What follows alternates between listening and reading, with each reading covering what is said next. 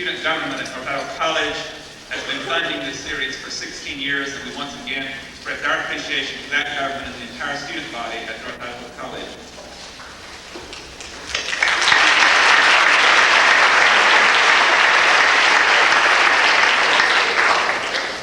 And this year we've had a special first-time opportunity to cooperate through the student body at North Idaho College with the Coogee County Task Force on Human Relations, that very fine organization that's been working so hard in this county to bring an understanding to our community about racial harmony. And this North Idaho, and we mean this very sincerely, is for everyone.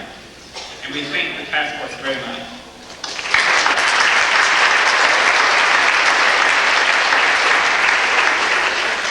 And in cooperation with the Task Force on Human Relations, the Chamber of Commerce of Coeur d'Alene has been so generous with their time, their staff, their personnel, and very generous with their contributions, and we also thank the Chamber of Commerce.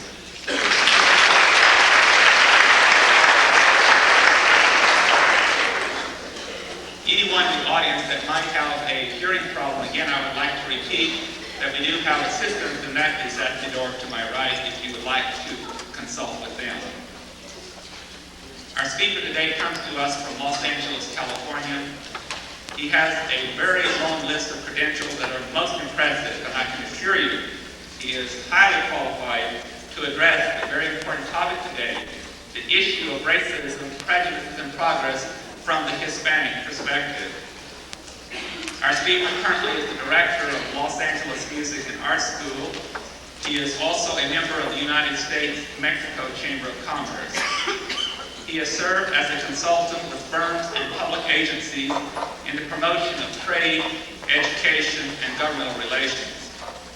He is also the former ambassador from the United States to Mexico, where he served under 2 presidents.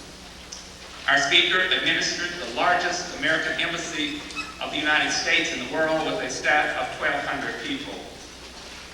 Prior to his diplomatic service as our ambassador, our guest served 25 years as a researcher, professor of history, and author of numerous books, and also lectured throughout the country. His works are in both Spanish and English. During his service as a professor of history at California State University at Northridge, he gained election to the Los Angeles Unified School District Board of Education. He served 3 4-year terms. And on 2 occasions, he served as president of the Greater Los Angeles School Board. Our speaker holds a PhD in history from Harvard. Again, I would like all of you to give a very warm Idaho welcome to the Honorable and Ambassador Julian Nava.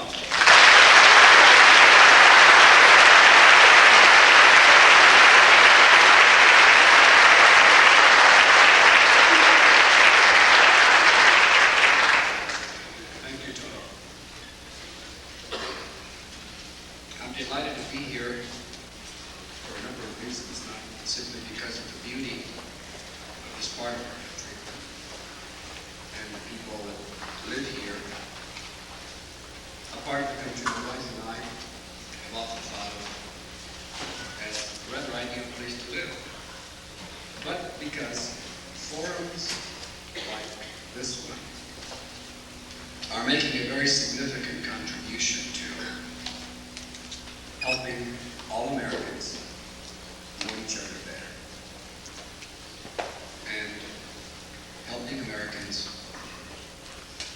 take advantage of changes taking place within our country and the world, rather than be the victims of changes that surely are taking place, whether or not we would like these to come about.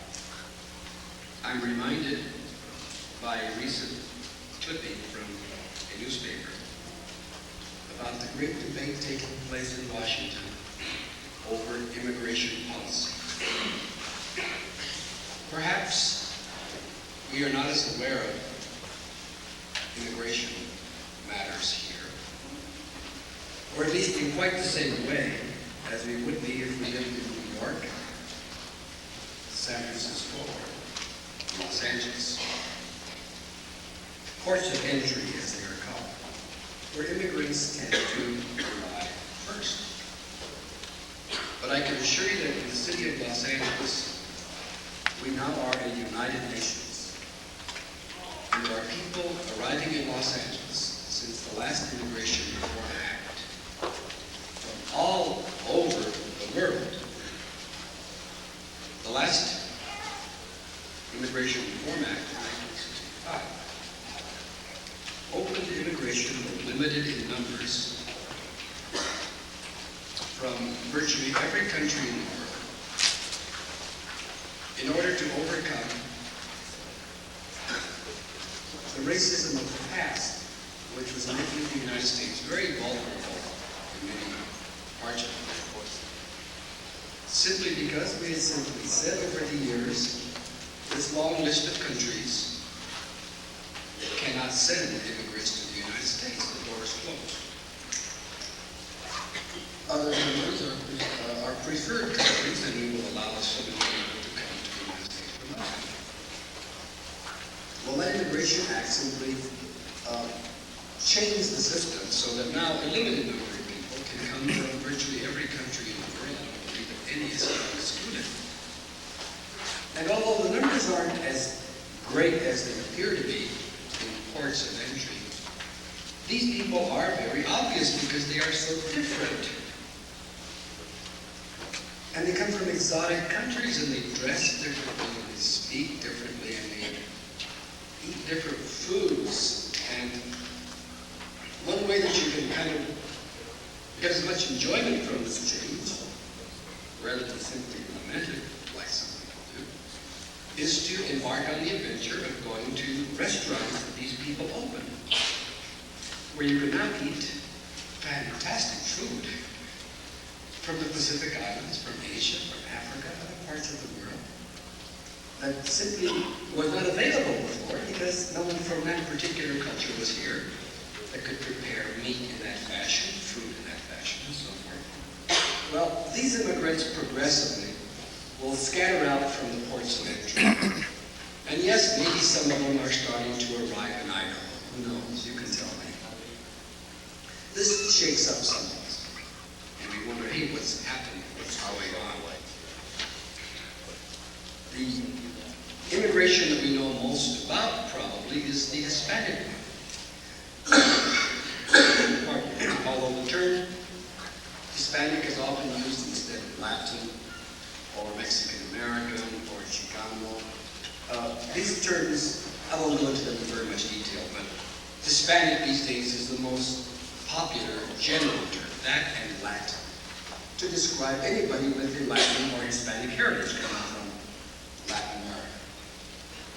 The Hispanics are increasing in number both through legal immigration and illegal immigration, that is the undocumented, it's those that simply come to work because they know someone will give them a job. They wouldn't come, by the way, if they knew that they couldn't get a job. And thus, in a state like California, to give you but one example, Hispanics are far more than twice the number of Black Americans. Black Americans get more press coverage for a number of reasons, and so many people out of California and many in California aren't aware that Hispanics are far more than twice the number of Blacks. And the difference between the two is becoming greater as Hispanics are growing in number than Blacks. Indeed, minority students are now in the state of California approximately 43% of all pupils enrolled in California public schools are Hispanic. Well, what this points to, since you can chart enrollments year by year and chart a pretty good graph as to what it means. What it means 5 years later if grade 5 has a certain composition, and those students pass on to grade 6 or grade 7. They've been replaced by newcomers. What this means is that by 1990, an absolute majority of students enrolled in California schools will be Hispanics.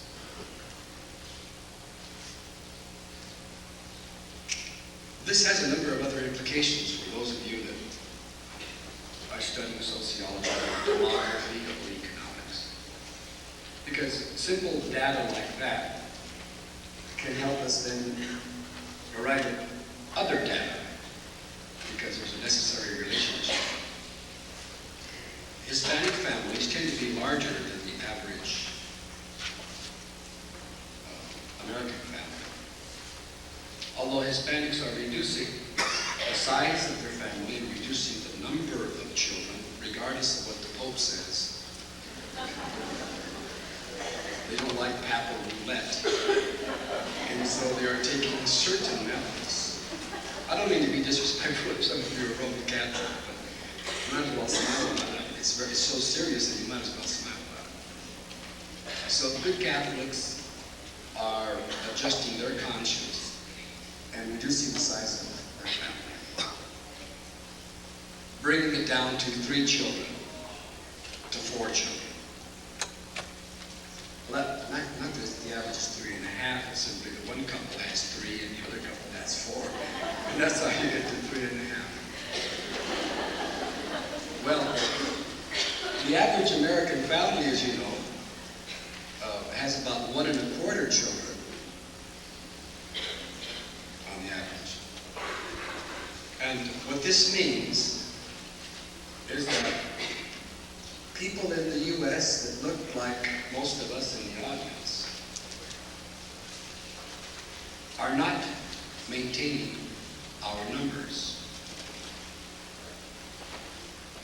because it takes 2.5 children per family to maintain the population of 2 parents. That is, one couple has 2 children, another couple has 3. That's how you get to 2.5. Yeah.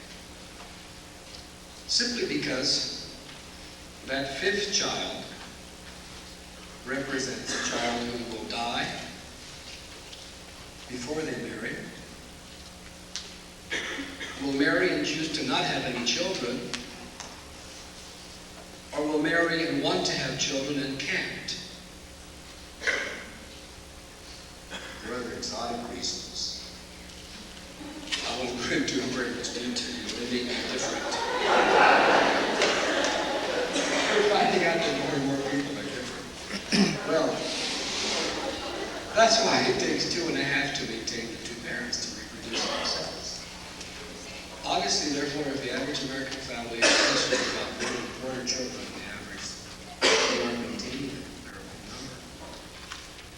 And thus, by the year 2000, the largest state in the Union, California, the same might be said in New York, except for Texas, Arizona, New Mexico, Michigan, Illinois, where Hispanics are rapidly growing, but in California, by 1999, Hispanics will be about 45% of the state's population.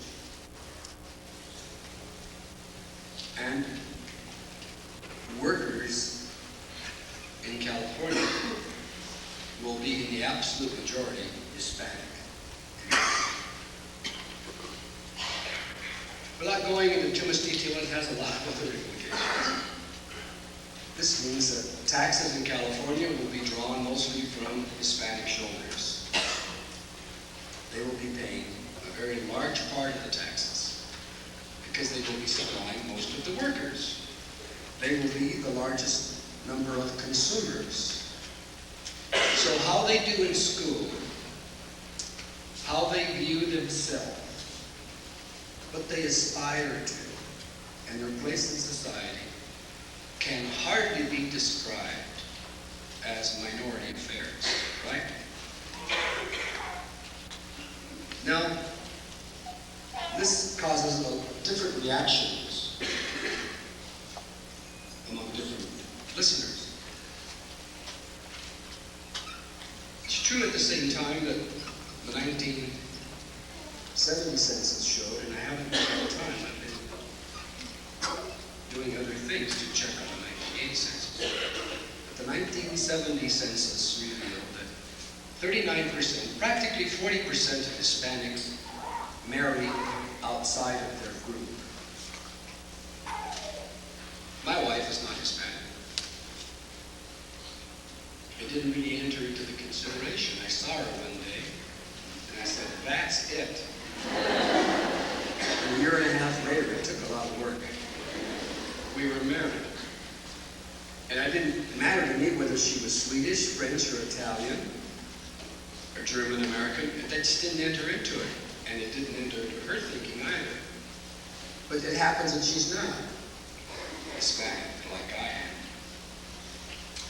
So close to 40% of Hispanics were marrying outside of their group in 1970. And I would guess that it's more like 41 or 42% in 1980. That kind of social change is usually one that moves in a given direction.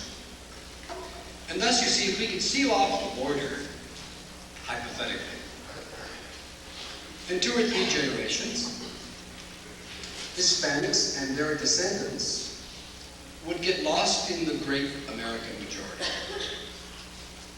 like Swedes, Poles, Italo-Americans, and the rest have, for the most part.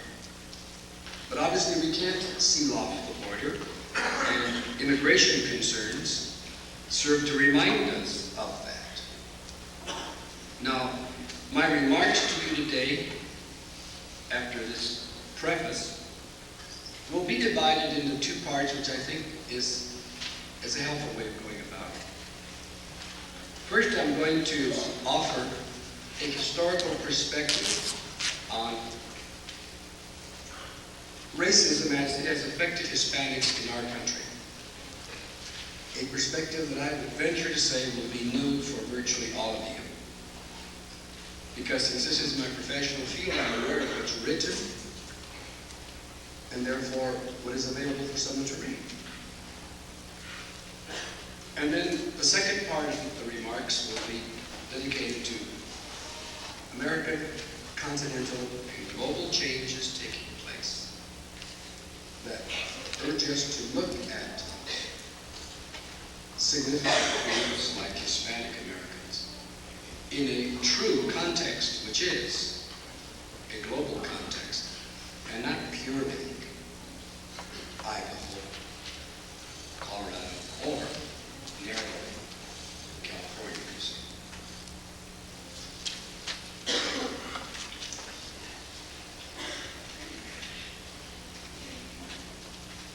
About 80% of Hispanics in our country are of Mexican descent. Because their parents or ancestors come from Mexico. Some dry and some a little wet over the years. Simply because not until about the 1930s, during the Great Depression, did we start to police our border with Mexico. Before that, people just came and went in both directions and nobody bothered to count. And once you establish residence, people assumed that you were a citizen, and your children were because they were born here, and that's all that happened. It was only during the Great Depression of the 1930s that we began to realize that we had too many people without work in the United States, and therefore we started to police that border. Thus, Mexican Americans comprise about 80% of all Hispanics. The other 20% are Puerto Rican, that are American citizens. And then Central Americans, Argentines, Chileans, Colombians, Venezuelans, all of the rest. Now, Latins or Hispanics exercise racism just like we do. Over the centuries, there have been bitter arguments and hard feelings in Latin America among Hispanics of their territory. Among them. And there are many forms of social prejudice in Latin America. Among the different European groups that have come there, between them and people of mixed blood, European and Indian products, prejudice regarding Indians in Latin America, and Indian prejudice towards Europeans or mixed bloods. And of course, many blacks were brought to Latin America. So these sentiments that we often are tempted to think are mostly American, I assure you, are not. The pot cannot call the kettle black. Obviously, anyone who keeps track of what's going on in the world realizes how terrible racism is in the Union of South Africa, religious and racial wars in India, tremendous prejudice in China between the different groups, the many different groups. Think of the horrors in Ireland. It is not we alone that are trying to cope with this thing called racism.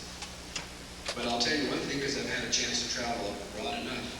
We are very special in America. We are one of the very few countries in the world that faces up to this question and tries to study it and analyze it as is represented by this very meeting here today. Now, prejudice in Latin America and the United States with respect to Mexican Americans has often been not simply acts of commission, things that have been done to them, but more often than not, prejudice or racism by omission, by ignoring, by not talking, by not taking into account. And thus, if one looks at American textbooks over the years, one should get a pretty good idea of what children learn about their country from the textbooks that they are assigned to read. Because teachers then talk about what's in the textbook. And you will find in American textbooks until the 1950s, and then not really until the 1960s, American Indians, or Native Americans as they prefer to be called, Native Americans, Black Americans, Hispanic Americans were virtually invisible in textbooks. Somehow American history took place, and every now and then when they are mentioned, it's in the course of slavery, the Civil War, or as social problems. And their role and contribution to American history until the 60s was largely ignored. The bias against Mexican Americans and Hispanics has a number of particular ingredients that I want to share with you. Because unlike the bias towards Native Americans and Black Americans, in the case of Native Americans, they were here first. We found it difficult to reach a social adjustment with them, and so we simply pushed them back, seized their lands under one government or another, and often practiced the policy of simple extermination. Black Americans were brought in as property, as slaves, as workers. I mean, I think all of us are familiar enough with that chapter in American history. But we're less familiar with the role in our history of Hispanic Americans because they haven't been treated in whites. Take into account some of the following outstanding elements in the Mexican American experience. First of all, a very large part of the United States, roughly 1/4, if not 1/3, was forcibly taken from Mexico about 140 years ago. And many Mexicans still haven't forgotten that, because I assure you that is discussed in their textbooks.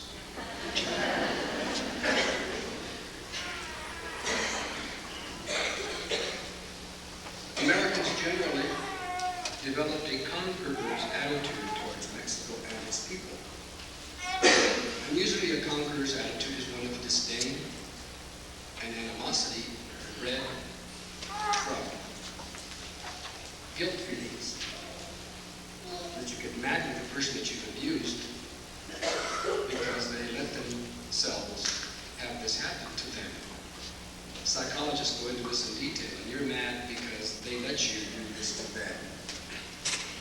It's very complicated, but ultimately, I think all of us have had that kind of feeling about someone that we took advantage of them and we disliked them because we took advantage of them.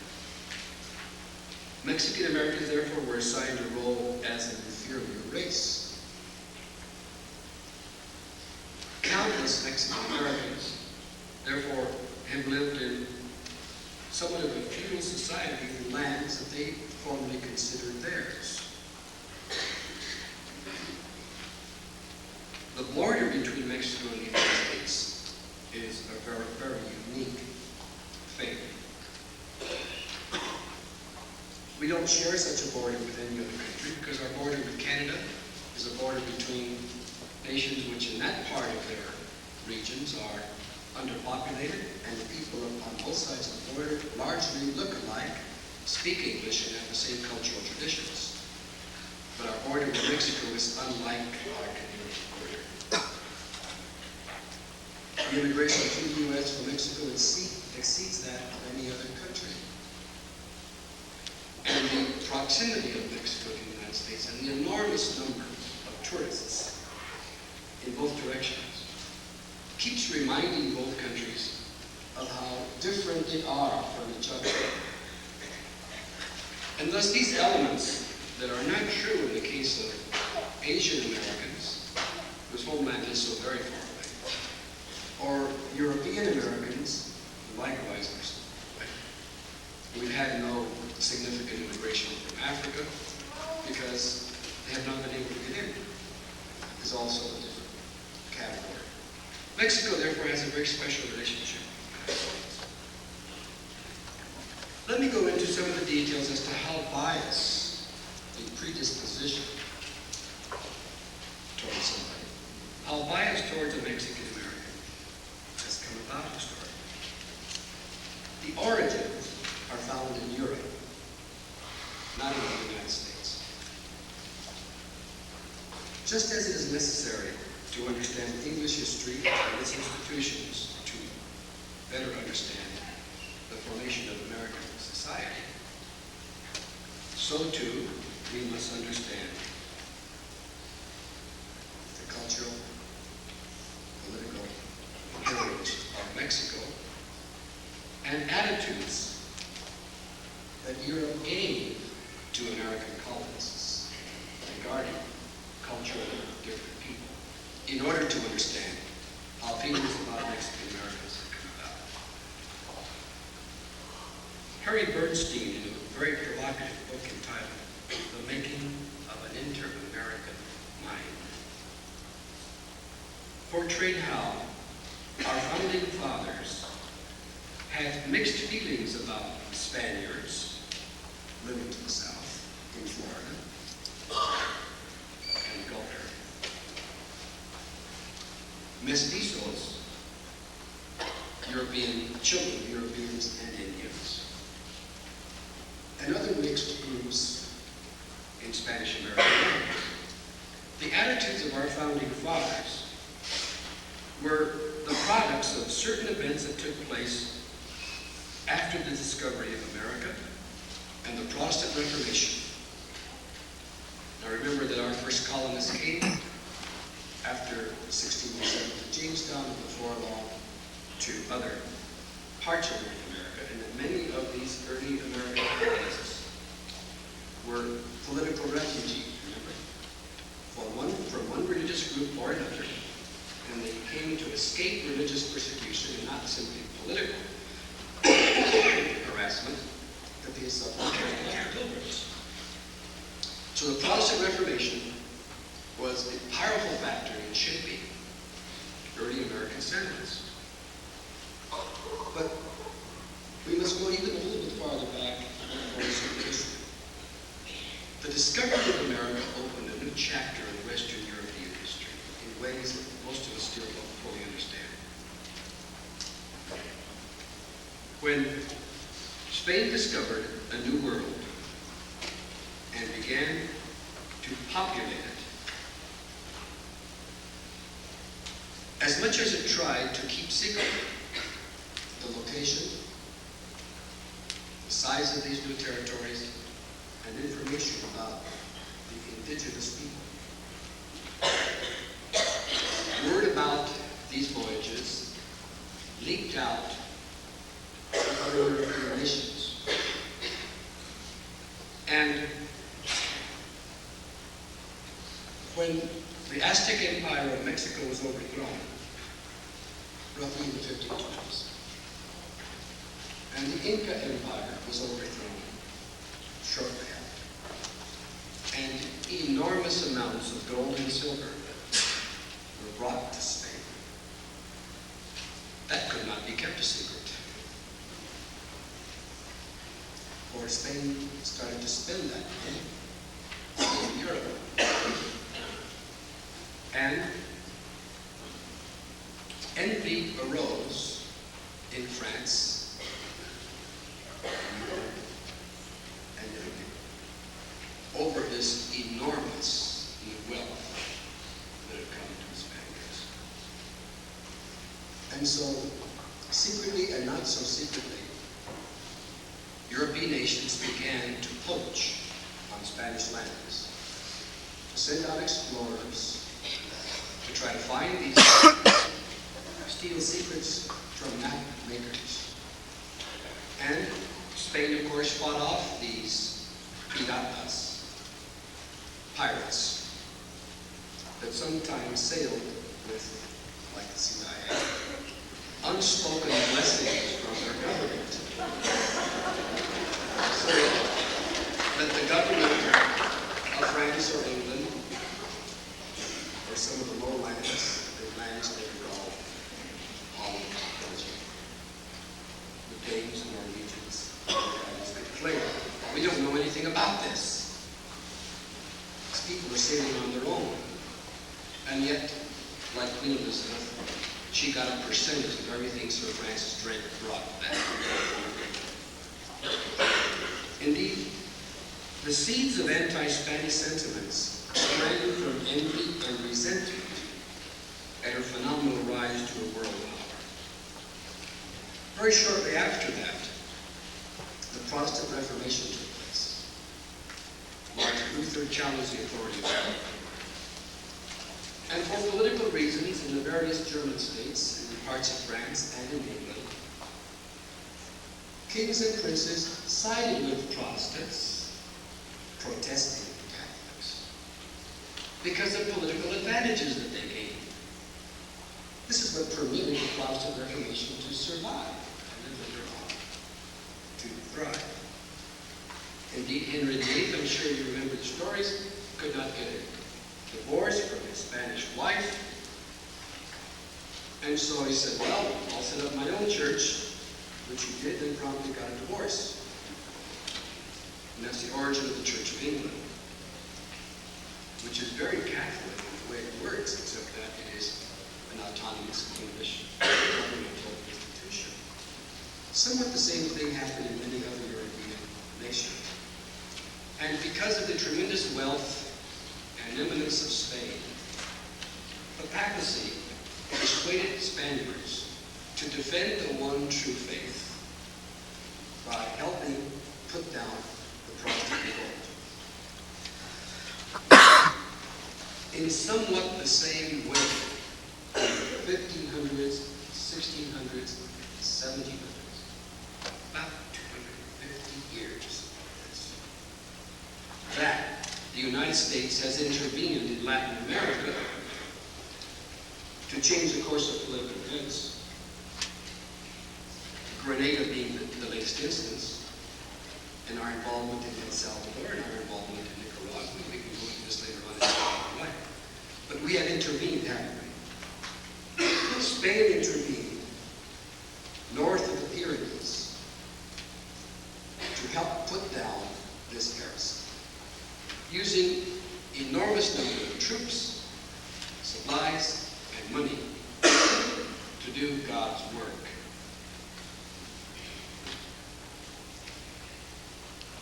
Now, this meant that Spanish troops occupied other countries.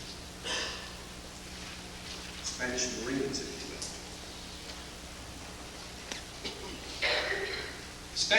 probably about this time had married into the Habsburg family. Really, the Habsburgs had married into the Spanish family because that's where the money was. That's the way it goes. And so, the Spanish monarchs were closely related to and obliged to defend various German principalities, small kingdoms, in their religious struggle. Now, Spain occupied much of Western Europe, my friends, for about 200 years, including much of Italy, where they still dislike Spaniards. So, after this 200 years of religious warfare, most of the occupied nations went Protestant anyway and came to hate Spain because of its involvement in their domestic affairs. And thus what one Spaniard called the Black Legend arose. La Leyenda Negra, a historical interpretation about Spain commonly held in Northern Europe, fed by envy over Spain's riches, animosity over religious matters, and before long, imperial rivalries, as we want some of those lands.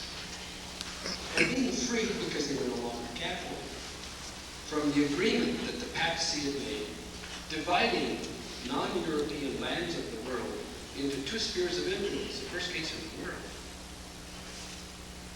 Half of non-Europe going to Portugal, and half of the world outside of Europe going to Spain. You probably remember this all the way back to elementary school, don't you?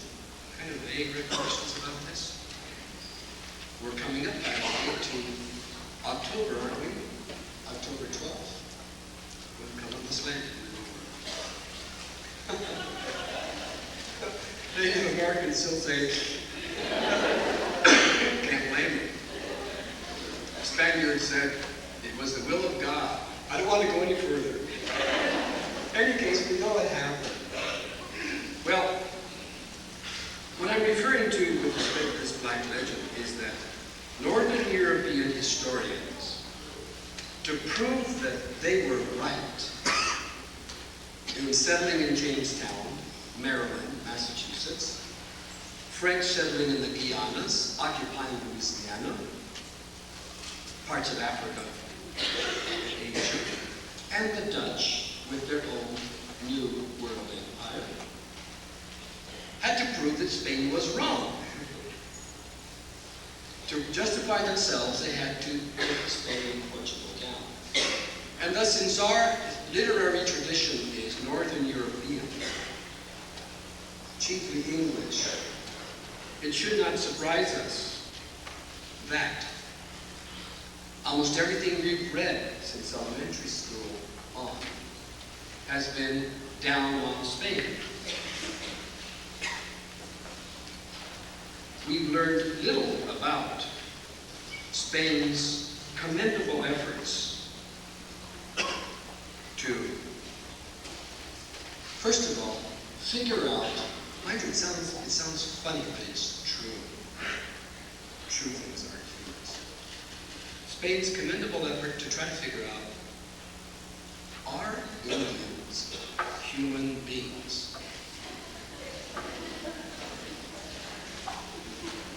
Historians that make their living by poking into other people's business. Long time ago. You can go back and read contemporary materials. Indians were truly a mystery to Europeans. And for about 75 years, there were no other Europeans other than Portuguese and Spaniards coming to these shores because they kept the charts secret. How far out you went, how much water and food you really needed, and how you got back. Now, some Spaniards thought Indians were animals that simply looked like people. Some Spaniards, on the contrary, thought that they were descendants of the lost tribes of Israel or survivors of the Garden of Eden. You know, if our astronauts ever encounter somebody on some stellar body, I'll bet we're going to go through the very same discussion. Are these human beings? Do they have a soul? Are they creatures of God? These questions were hotly debated in Spanish universities for 75 years. When Spaniards encountered Indians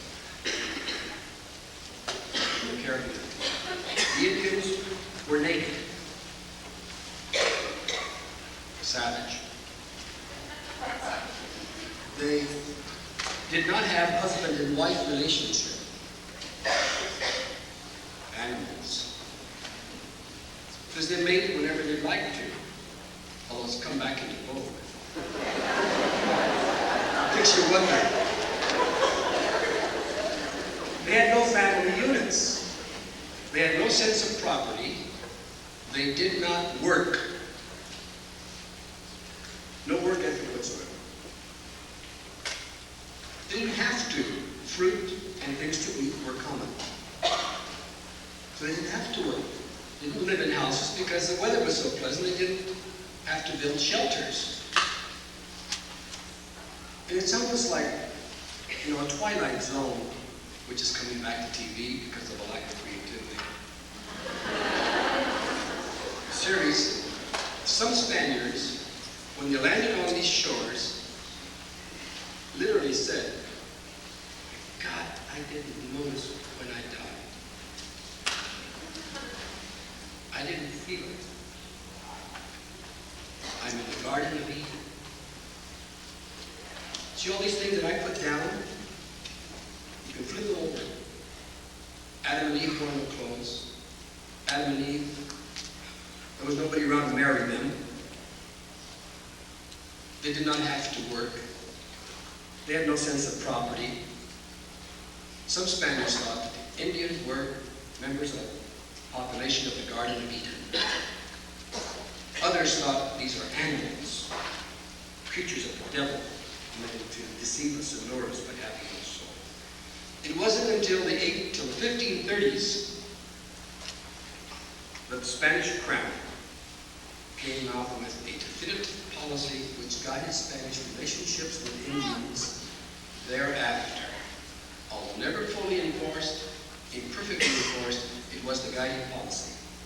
When the Spanish king said, in translation but virtually verbatim, Indians are human beings. This was after a generation of debates in universities, prayer and meditation, arguments among ecclesiastical experts. Indians are human beings, creatures of God, and in the eyes of God, equal to any Spaniard, even the king. Indians, therefore, in a series of lesser decrees, could no longer be enslaved, and if put to work, had to be paid fair wages. First concepts of labor movements, first civil rights declarations. And because labor shortages developed, the Spaniards started to build cities, roads, and aqueducts, missions, churches, and cathedrals. That is what explained the introduction to the New World of African slavery. And Spaniards were hypocritical about it, no doubt. Since they knew that slavery was immoral, this was their religious belief, no Spaniard was allowed to take part in the slave traffic. But the Portuguese didn't have those compulsions. So the Spaniard could buy slaves from a Portuguese. And Portugal served that function for several hundred years to Western Europeans. But the Spaniard accepted blacks into the Christian family and accepted Indians into the Christian family. And thus from 1550 on, and you can read accounts of it, since that's the way it was. You might go to a cathedral, to a church or a chapel, and an Indian might sit down in the pew next to you, and that's what it was about. The church accepted into the Christian family the children of mixed marriages or illegitimate relationships. And this began the mixed blood product that comes to comprise Latin America. Indeed, in much of Latin America today, depending on the country, most people are mixed blood. Part European, part Indian. The European side of the family may be Spanish, French Catholic, German Catholic, English Catholic, or Irish, the principal groups. Why did I say French Catholic, German Catholic as well? Because those people suffering extermination in the new Protestant lands sought refuge in the Spanish Empire. And since they were Catholic, come over and join us. You're welcome. And thus, if you take a look at the cabinet of Miguel de la Madrid in Mexico City today, you will find that about 1/3 of the members of the cabinet do not have Spanish surnames.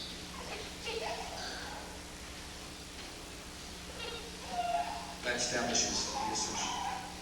The greatest architect in recent Mexican history is Juan O'Gorman. The George Washington of Chile was Bernardo O'Higgins.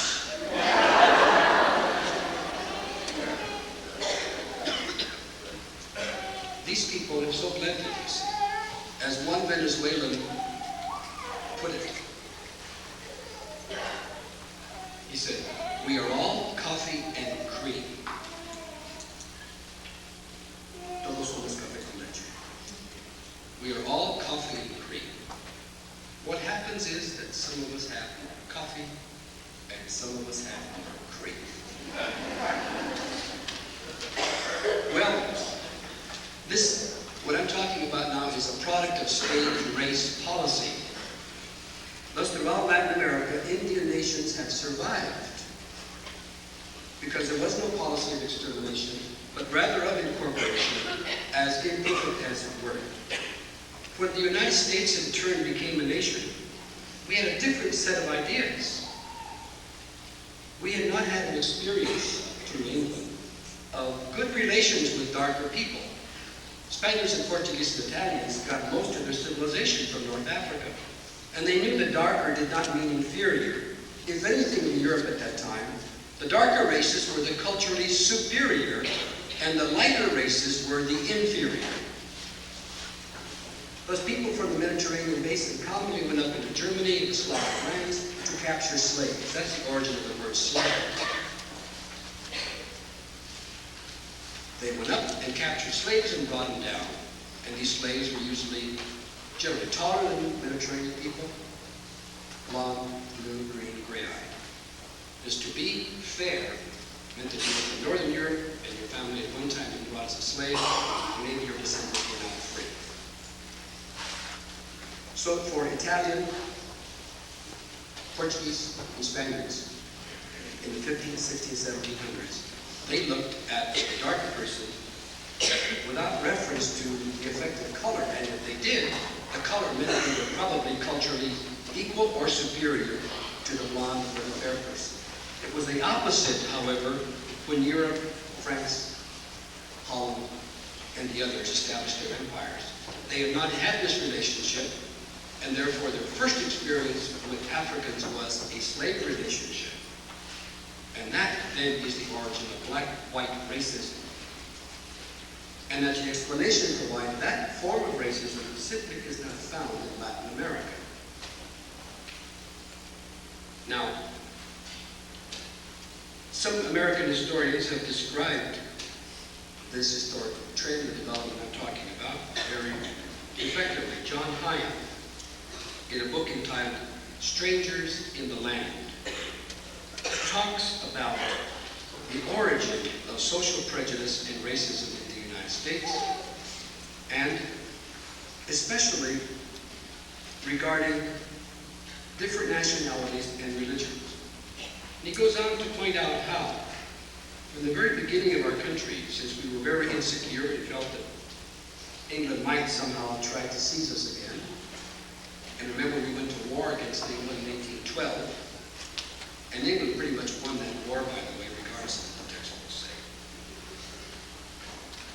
The United States, the young United States, started to develop a certain form of paranoia or fear of strangers or people different from the English-speaking Protestant majority. And thus, nativism, as it was called, arose.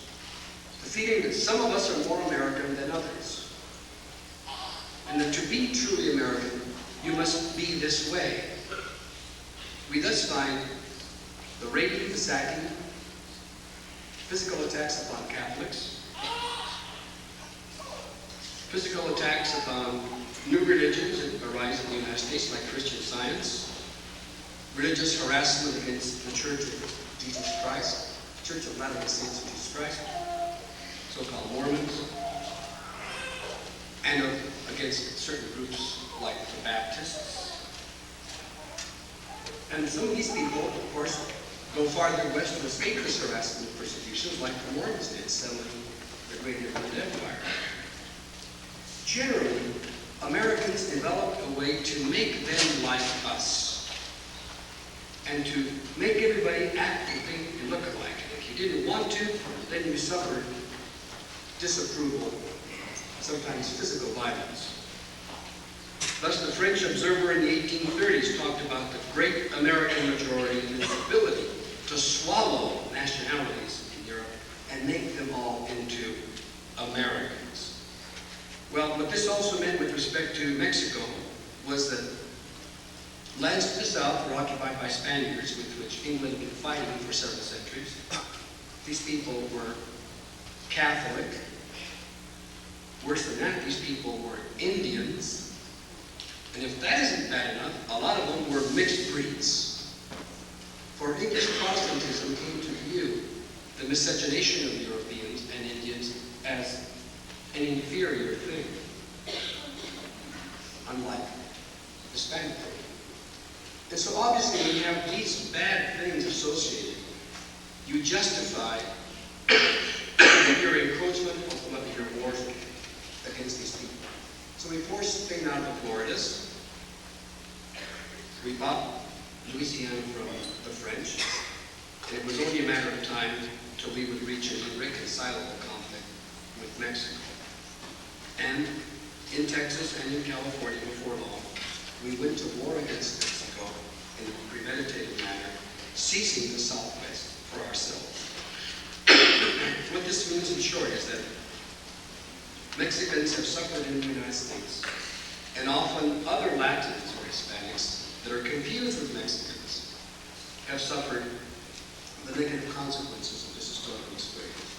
The rest of us don't realize how different a Salvadorian is from a Mexican. That a Colombian has a very different set of values than a Mexican. That an Argentine doesn't look at the world quite in the same way. But we group them all together and call them Hispanics. Thus we find, in short, that these days, Hispanics, spreading out from southwestern Florida to all parts of the United States, are presenting a challenge to the rest of us that haven't been informed about the history of the two peoples and don't quite know how to cope. Even then, almost 40% marry outside of the group, and generally lose their Hispanic culture in the effort to become American until the 1960s, when children of the GI generation, of which I am part, my parents tried to, and most people of my generation, man said, I'm Mexican American. And gradually, the use of that term became more common. Mexican American. Hyphenated American, if some of you remember that term. Japanese Americans, German Americans, but Americans, that's the noun. And the first term is the adjective, Mexican Americans. This became more common. The children of Mexican Americans, however, went one step further and they said, why should I have to forget the cultural heritage of my people? I want to maintain it, I want to revive it, I feel proud of this culture. And you have a cultural renaissance in what is called the Chicano generation, the children of the Mexican Americans, who formed even a new word for themselves, Chicano.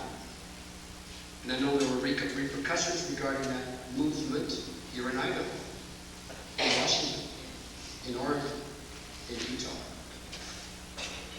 I'll never forget when talking I gave at the University of Utah, I was talking about, at that time, the militant nature of the Chicano generation and their demands for equality, their demands for recognition, and political power. And I asked a Mormon friend of mine, I said, what do you think about all of these things? Because I got up and spoke for about 10, 15 minutes on the floor.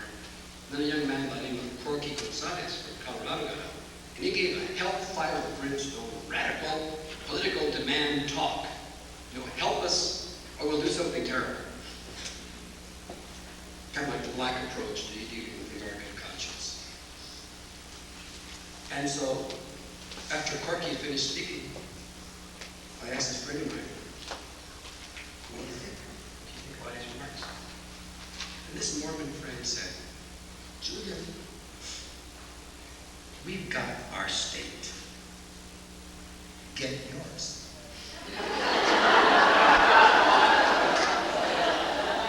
All of a sudden, lights turned on. Really, all that Corky had been saying is we want political power commensurate with our numbers. We don't want to dominate anybody else. But we want our share of the action. We want our share of the pie. We want to be counted in on decisions that affect us. That's all he was saying. He was mad when he was saying it. He felt that he had to be mad in order to communicate. And I might have felt a little embarrassed. And if so, it was my problem. My Mormon friend said, we've got our state. It's called Utah. And you just don't do business in Utah unless you're a member of the church. And you don't get into politics unless you're a member of the church. Oh, you can get by, but you're not really going to prosper and thrive until you're a member of the church. And of course, it's an open church. You can join us. Well, Hispanics in the United States had made others aware that they are here. And that ultimately, all they want is to be treated like an individual and have their share of political power commensurate with their numbers. And I like to think that, as evidenced by the rate of intermarriage, accompanied by the revival of the preservation of this heritage, that every one of us, whether we are Swedish American, German American, Irish American, or Argentina or Mexican, should feel proud of our cultural heritage. We should not hide it. And I'll bet a lot in this room have tried to hide it. Maybe you've changed your name from Schmidt to Smith, from Johannesson to Johnson. Scratch a little bit back, and you may find some of that dodgy in your family, in a pathetic effort to be considered fully American.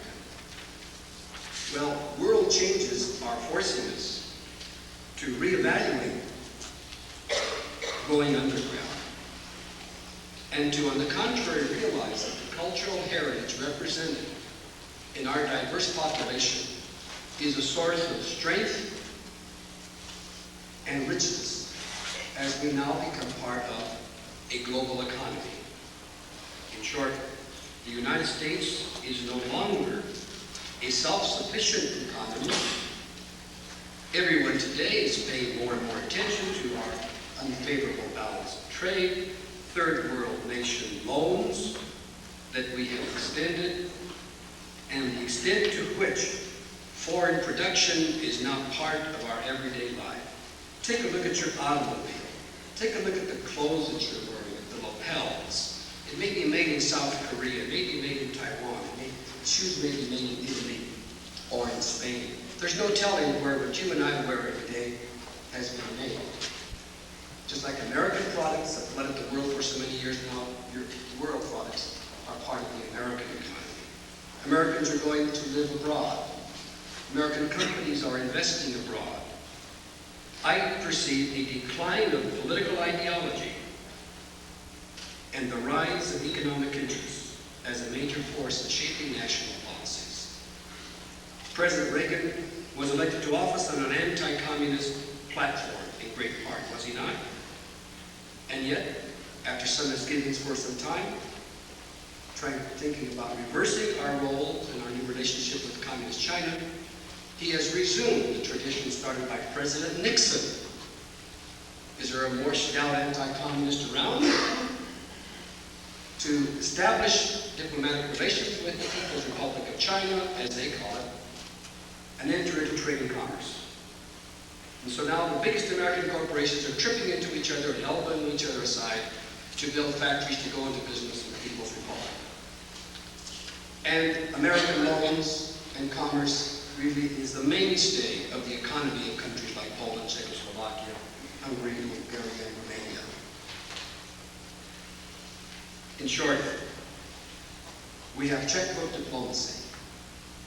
And we are often confused by anti-communism on the one hand and fervent efforts to enter into trade and commerce with communist countries on the other. And there's a basic inconsistency there. But it's a product of the process of change that we are undergoing. President Reagan criticized President Carter for the economic boycotts of Russia. We stopped selling them grains, which cost President Carter the entire Midwest in his re-election campaign. But then President Reagan also said we won't sell the tractor equipment to build the Trans-Siberian pipeline. Quickly changed his mind, but it was too late. The Japanese, the Germans started building tractor equipment, and now we've lost that global market, which Caterpillar used to have 95%. And those people were not going to vote for President Reagan. They probably didn't the last time. Why? Because he ruined their business. He changed his mind and said, okay, you can sell these items of tractor equipment to Russia. The boycott was ineffective. In short, we are redefining our national sovereignty.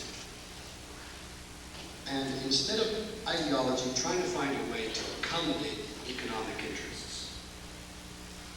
Pacific Rim countries like Japan,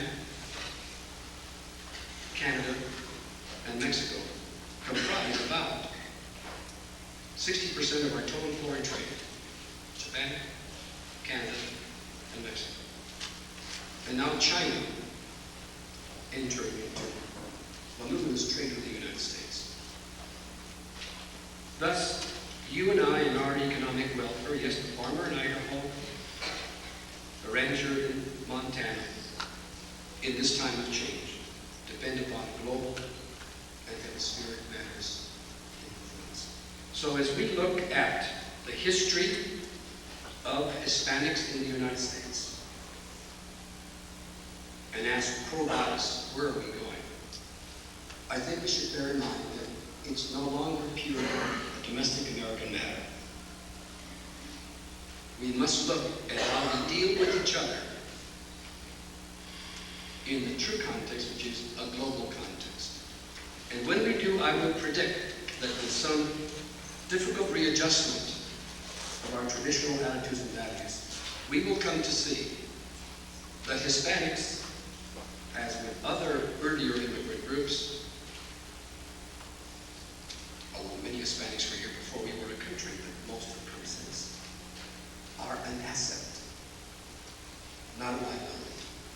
And they can become part of the great American family if we simply see that this is the most enlightened way to look at these developments.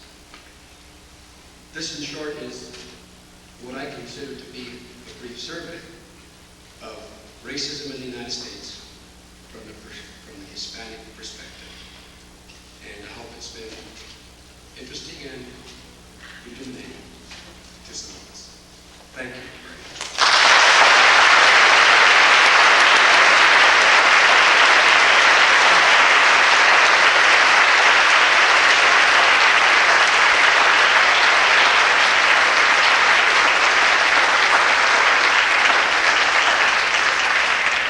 For those of you that can stay, I've been informed by Mrs. Stewart, we should avail ourselves of the opportunity to ask any questions that you might like, and don't be bashful.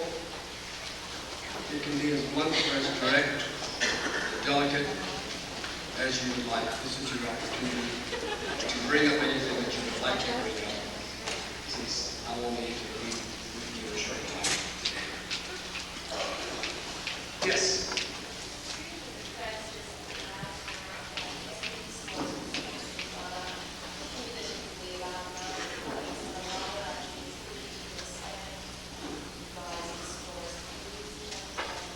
Yes, I think it must have been, I happen to have with me on the airplane, I noticed the front page of USA Today. She asked, I heard that the SAT scores, Scholastic Aptitude Test scores of graduating high school pupils in the U.S. have gone up this year over the previous year, and that a large part of this average gain is attributable to sharp improvement among Hispanic pupils' scores. Would you elaborate? And this is the front page of USA Today, which describes that change. And frankly, what it means is that the new attention given to meeting the needs of Hispanic pupils during the 60s have gradually started to bear fruit. See, in other words, up to that time, school simply said, if you're not like us, there must be something wrong with you. Get lost. Drop out of school if you like. And as a result of the Chicano generation political pressures, teachers, who generally love kids, otherwise they wouldn't be a teacher, asked, well, you mean there's something wrong? What am I doing wrong? Why aren't these kids doing better? What can I do to help these kids? And so they started taking another look at their textbooks, the way they dealt with someone who didn't speak English, giving rise to bilingual education or English as a second language, establishing better contacts with families, things they should have been doing all along, and things that happen in the better schools, certainly the private schools where you pay tuition. And so progressively, this improvement has taken place. And so the rise among Hispanic pupils was about 8% on the average, sharper a rise than among the average American population. And this goes along with the intermarriage rate. If you give kids half a chance, they'll do just fine. Probably not. Hispanics never did like that kind of integration. They just didn't. I guess about 90% of them did not. They simply felt that education should be improved in the schools where the children were attending, and that the resources diverted for physical integration should be used in a certain manner. At the same time, that no school should be closed to a minority student who moved into the neighborhood, because that's what was true before. Even if you lived close to an Anglo or white school, you were then sent to a Mexican school. So when the injustices or the unfairness was eliminated and more attention was placed on the quality of education in the neighborhood school, Hispanic kids have progressively started to do an awful lot better. And of course, all of us should applaud that, because in California, for example, they're going to be the taxpayers. So we want them to have good income so they can pay more taxes and meet my retirement obligation. Yes, sir. Sir, could you tell me about whether you might be in favor of opening the borders between the United States and Mexico, free of one place, one half the What's your opinion on that? No, I don't think that we should open the border to free movement as it used to be before the 1930s. I do not believe we should. Simply because too many things have happened in both countries to to make that still workable. It's no longer workable. The population of both countries is large, the society is complex, the economy is delicate, and it would be harmful to both countries should that happen. Unless you proceed to develop some form of a common market or some form of ultimate fusion of those countries, which Canada doesn't want, Mexico doesn't want, and neither do we want it. Now maybe our grandchildren will think it's the logical thing to do. But I don't have the right to make that decision. Let my grandchildren make it. I think that's the direction we're going to go. But you can't impose that. It's got to be like a happy marriage by mutual consent. It would have a number of negative consequences for Mexico. It would cause an enormous brain drain, which is already taking place. Among the undocumented coming to the U.S. from Mexico now are doctors, technicians, lawyers, engineers, businessmen. How do I know? The word gets around, and I do consulting for some of them. And they're coming with $10 million, and they're setting up an industry in Southern California, and immediately it's profitable. Because they know business, and they know how to survive in a tough economy. They analyze us, they study us, they find a place in the market for their company, wham, off they go. And since many of them may be half European looking, you don't realize that they're Mexican, or that they are Ecuadorian. And of course, they're bringing money and technology into the U.S.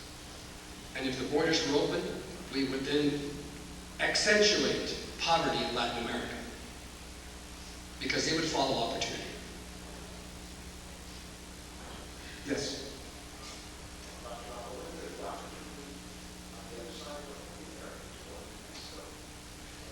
Yes. Wouldn't there be opportunity in the opposite direction? Yes.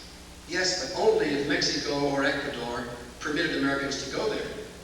Now, if you or I try to go into Mexico and work without proper immigration papers, we would be put into jail immediately. And maybe our case wouldn't come up for 6 months. And then we would be scolded and sent home. Our punishment was 6 months waiting to find out what in the place was going to happen to us. Undocumented workers in Latin America are not tolerated. But yet they come to us in that manner, you see. We're not alone in having a double standard. We tend to be too hard on ourselves. So it would work only if you reach a point of this fusion of where you can have a movement in both directions, because then some Americans would choose to go over there because they'd see a good opportunity. But then they would lose independence. So you'd have resistance to it in the South. Short-sighted resistance. Yes, sir? Most of the Hispanics are Catholic, correct? Correct. And Catholics are now accepted throughout the United States without too much prejudice and numerous. And even in Idaho, the Catholic weekly publication is also printed in Spanish. Can the Catholic Church do anything to help fight this racial prejudice? Yes, the Catholic Church can do much to help fight prejudice and racism. It is most unfortunate, indeed some would say disgraceful, that in the last 200 or 300 years, it has done very little. The Catholic Church has a history in Latin America of aligning itself with power and with wealth in order to assure its survival and its eternal source. And it has simply felt that social progress and reform was something for politicians to be concerned with and not for the church as such. In this respect, it is different than Protestantism, where you have generally in Protestantism a social impulse, because it started out as a minority church, and the need for help and social justice were closely linked. But that was not true in the case of the Catholic faith or form of Christianity. So not until very recently, the last 15 or 20 years, do you have Catholic, you would call them, rebel priests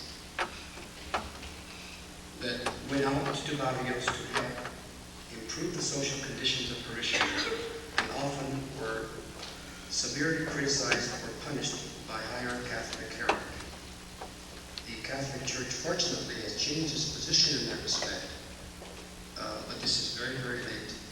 As a matter of fact, it has cost, the lateness of that decision has cost the Catholic Church millions of devout followers who are now in Latin America Catholic in name only. Baptism, marriage, extreme unction, just in case. Yes, sir. Could you enlighten us to what role Cuba plays in South American, Central American, and Mexican populations? Well, these days, I take it you mean what role Cuba plays. Cuba plays a very, very active role, far more active than people here realize. It has agents throughout Latin America training young people. They don't bother with older people. Training young people in militant reform techniques, how to subvert democratic processes, and how to take over wherever possible through peaceful means. The reform movements. It's a very refined technique that has been developed. Our government, the governments of countries like France, Germany, England, we know this technique because we have infiltrated those groups. Very well defined, just like the Denver football team attack strategy, or the Raiders strategy, or the Rams strategy. It's a strategy. And Cuba has been doing this since the 60s. This helps explain why in a country like Nicaragua, a democratic revolution that overthrew a terrible right-wing dictator, which to our shame we established and supported for 30 years, to our shame. A democratic revolution overthrew Somoza, and before you knew it, communists were in control of that democratic revolution. So it's a very special kind of a danger that we face. And Castro is outside trying to take over Latin American countries by military force, and instead has developed a technique for helping subvert governments in peaceful, smooth, quiet, backroom manners. Yes, sir. For the last 20 years, we've been hearing about immigration reform. Every year, we go through Congress and it fails. What is your feeling this year? Is it going to pass or going to have a law? I think that it's more likely we'll have a law this year than last. Which is surprising to a lot of people that watch this. We figured that the jig was up for the rest of the Reagan administration. But if something didn't happen last year, it wouldn't, because it takes so long to form a law that before long we have members of Congress, running for re-election again 2 years later. And they don't want to be accountable to their voters for how they vote on it. And so they'll say, let's put it over. And then the third year of President Reagan's second term, the whole thing would be studied again. And then, but he's a lame duck. And then people are getting ready to run for Congress again, and there's a new president. People will say, don't do anything about it until we have a new president. You see? So it's fooled everybody that it seems now like enough people in Washington are saying, damn it, we better do something about it this year. It's getting out of hand, and it's a shame that we're not doing something with it. So I would predict that some legislation, if not a whole, with many parts, that different parts would be enacted. And it will probably include legalization of workers coming in, forgiveness for people who came in illegally before, sanctions against employers, and an identity card. I don't think that'll get passed because most of us don't like a dog tag. Just it some other way. But some elements will get that, I would predict. One more question. He hasn't had a chance, sir. Yes, sir.